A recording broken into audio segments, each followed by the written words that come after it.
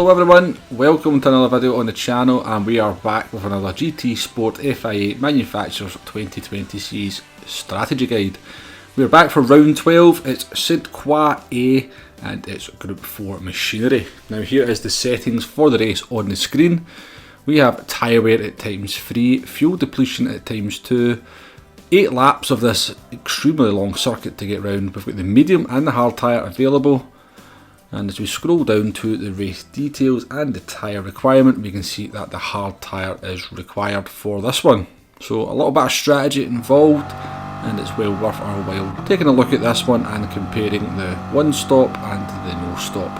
Obviously just with the hard tyre being mandatory, that means we can just put the hard tyre on and run from start to finish. With tyre wear at only ×3, it could be quite a competitive strategy.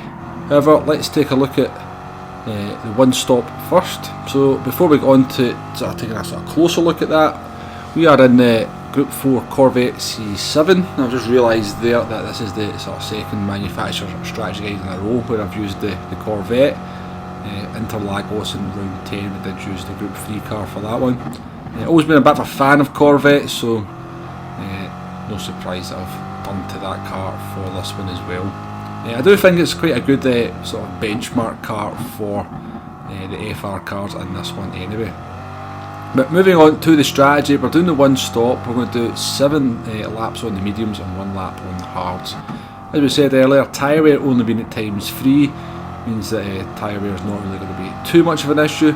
Maybe a little bit more than you think. It is a sort of 3:20 lap, and we have got 8 laps to do. So if you kind of imagine the other way where we had 16 laps to do, technically tyre wear would be at ×6 for that. So whilst it seems very low, it's maybe gives a slightly falser picture than you think.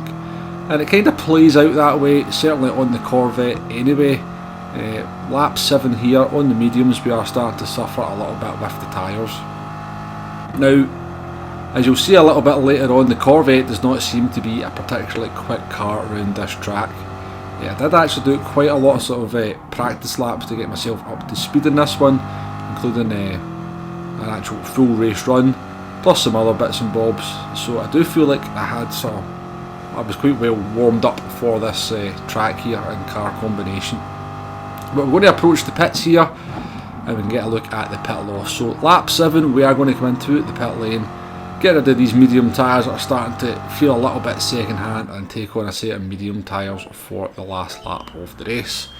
Well worth touching on fuel here. Fuel's not going to be an issue for any car, there's not a whole lot more to be said about that. So stop duration 4.6 seconds, pit time 13.183, and that comes in with a pit loss of around about 8.3 to 8.6 seconds, so fairly substantial, but nothing too extreme. So onto the hard tyre we are. Just got a single lap to complete on these.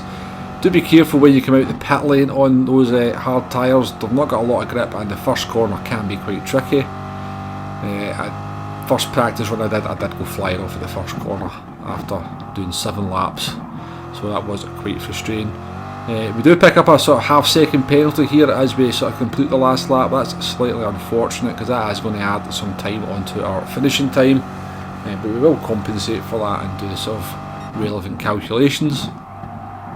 Into sort of the tricky penultimate corner of the lap, and certainly the hard tyres are pretty slow at this time compared to the mediums. I thought I'd maybe sort of be able to set a couple of faster sectors on my optimal time, but that didn't quite transpire. But out the last corner we come here, we'll get an idea of the finishing time for the one stop. Mediums 7 laps, hards 1 lap. And the finishing time pops up.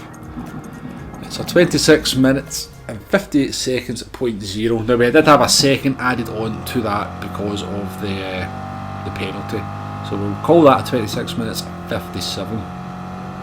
So that is the time to remember as we move on to take a look at the no stop on the hard tyres. Now we're going to sort of do this a little bit different here. We're going to kind of look at lap by lap and see how that gap is opening up between the two strategies. So as we come to complete lap 1, we lose 1.8 seconds to the one stopper on the hard tyres.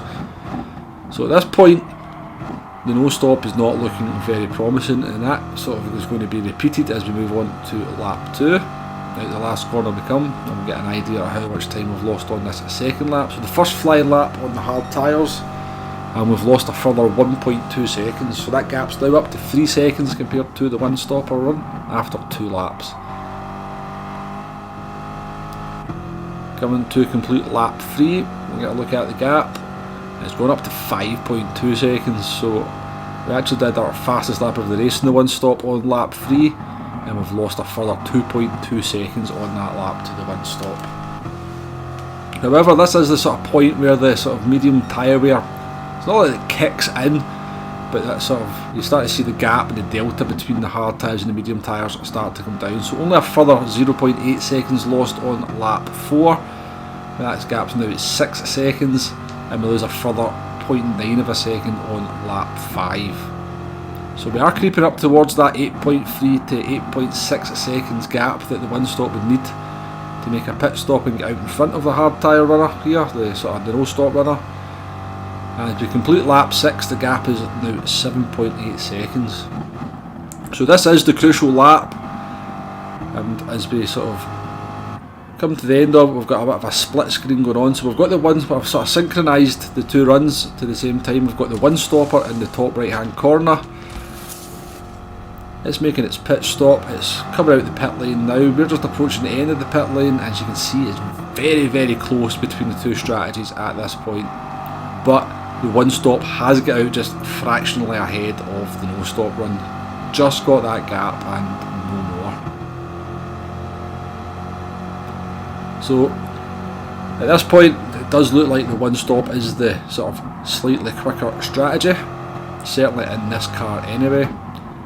And we'll come here to the end of the no stop run. We did actually make quite a big mistake on our last lap here on the no stop run, so I think we probably cost ourselves around about a second in lap time. Over the line we come, and we'll get a look at the finishing time. Now remember, 26 minutes 57.0 for the one stop, and that's 26 minutes 59.2. Now if we sort of adjust for that second that I lost in that sort of last lap, then only about 1.2 seconds between them. Now we will talk about the sort of two strategies a little bit further at the end of the video. I just want to move on to sort of take a look at other sort of drivetrains. Now if you're in an MR car, I think you're in very good shape here. They do seem to be the superior type of car to be in. I jumped straight into the Ferrari and started going a second a lap faster than I could in the Corvette. So I think if you're in an MR car like the Ferrari, the McLaren, the Porsche, you are in pretty good shape. Moving on to the FF cars, that's your Renault Megane, Scirocco, Audi TT. Tyre wear after 4 laps is starting to become a little bit of an issue, so I think it's probably a slightly different strategy you want to go for in an FF car. But again, we shall talk about that as we sort of discuss the strategies in a little bit more depth towards the end of the video.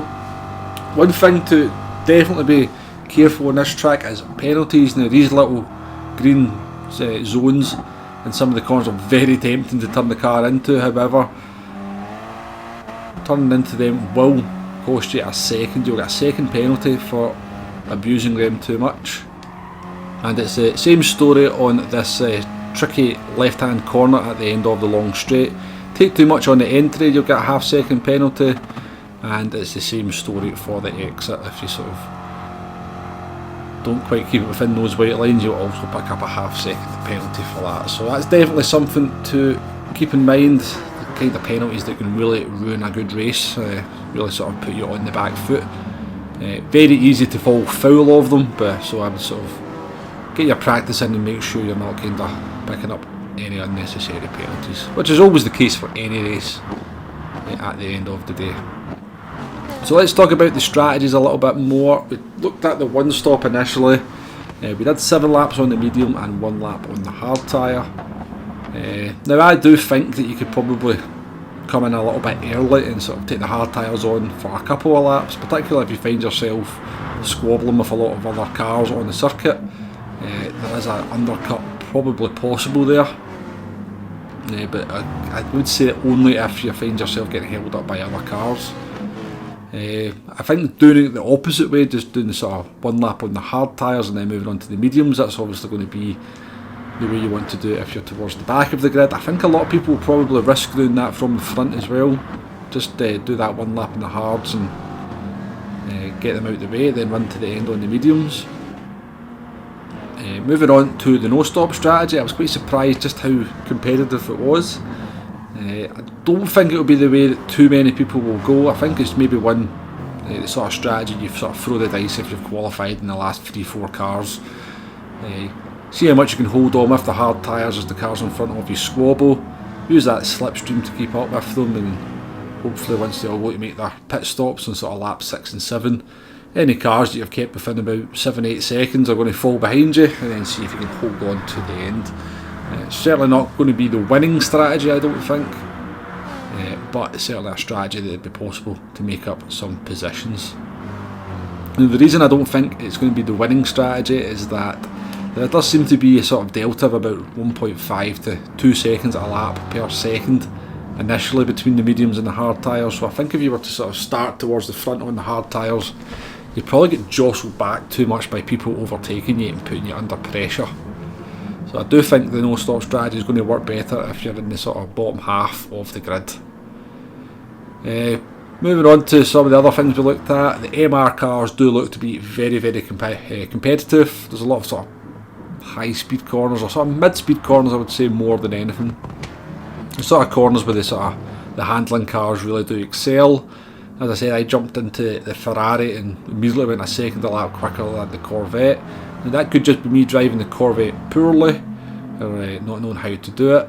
Certainly the Corvette is competitive in the right hands, I'm fairly sure. I'm pretty sure PR1 Fire will prove that on Saturday. As for FF cars, I don't think you're going to be able to do the 7-1 that a lot of other cars are going to do. I think you're going to have to maybe look at a sort of 5-3 or a 6-2. No stops probably out of the question as well in terms of being competitive. I think you'll just burn those tyres out too much. Anyway, that's my thoughts for this one. Hopefully there's been some useful and helpful information in there to get you started for this race. Good luck in your races if you're going to be doing this one. Hopefully I'll see you on the next video. I can't remember what round I said I was going to be doing next in either the nations or the manufacturers. I'm going to have to refer back to the video that I did last week or earlier in the week. But until then, thank you very much for watching, and I shall see you in the next one. Goodbye now.